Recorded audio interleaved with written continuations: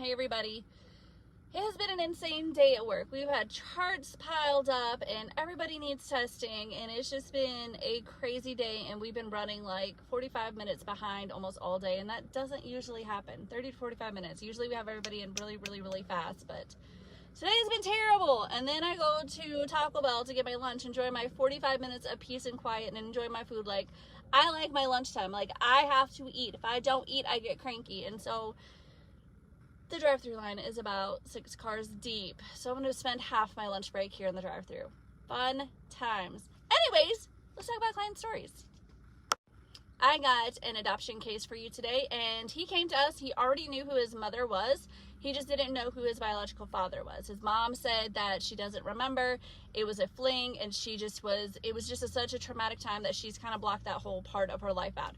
Just her giving up her son was traumatic, where she forgot everything. Like, she didn't remember anything because she said it was like a funeral in a way. She gave birth to this beautiful baby boy. She got to hold him for about 3 hours, and then they took him because she gave him up for adoption because she knew she couldn't raise him. She was 14 years old.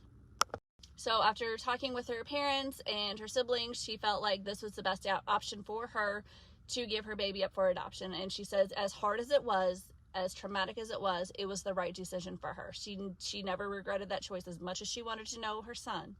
So thankfully, fate would have it, he was able to find her years on when he was 19 years old. And so he just kind of questioned who his biological father was and just wanted to know the things like medical history. Who did he look like? He kind of had a half of his story from his mom's side, and he just wanted to know that other part of his puzzle. So he did the Ancestry DNA test and came and saw us at DNA Angels, and we got him screened. I think Cindy's the one who screened him.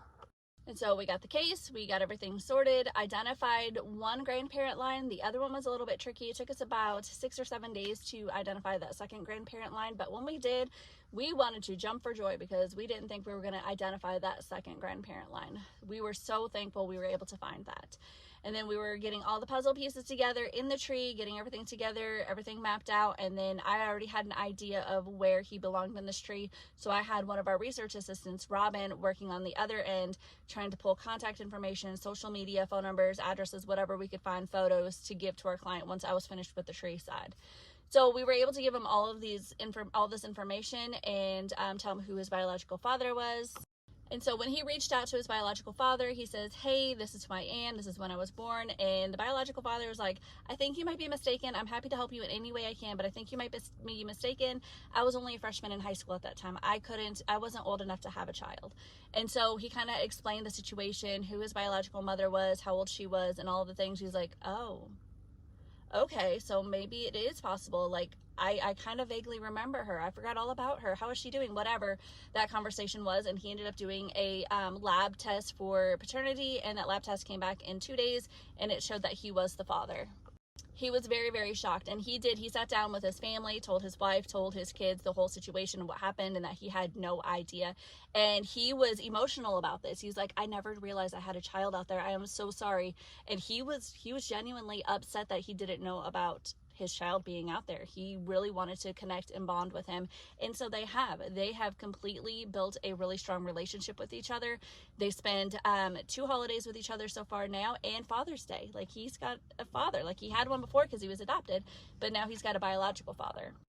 So now he feels like he's blessed because he has 2 dads. He has 2 moms and he has 2 dads. And he's like, not very many people can say that they have 2 parents, 2 sets of parents that love him and care about him deeply. And he says he's blessed. He's lucky to have that. And he says that they're amazing grandparents to his children. He says the only caveat to that, to being blessed with 2 sets of grandparents, is for his kids, is that his kids are spoiled rotten now. They have big Christmases and big birthdays, and he says he's happy and he loves it. And he's very thankful to DNA Angels for bringing this whole family unit together and finding them. But that's it for today. I will see you guys later. Don't forget to hit like, follow, and share, and our YouTube channel.